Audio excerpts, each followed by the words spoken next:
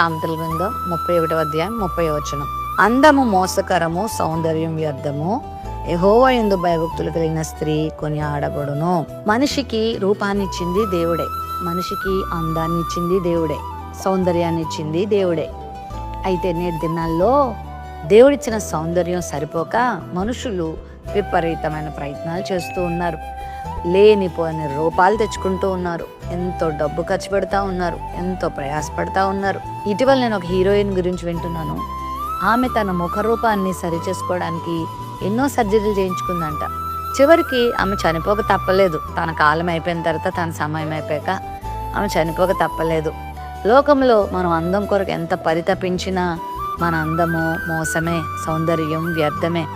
అలా అని పరిశుభ్రంగా ఉండొద్దు అని బైబిల్ చెప్పట్లేదు. వ్యర్థమైన అలంకరణల కోసం, వ్యర్థమైన సౌందర్య పోషకాల కోసం మనం పరితపించొద్దు.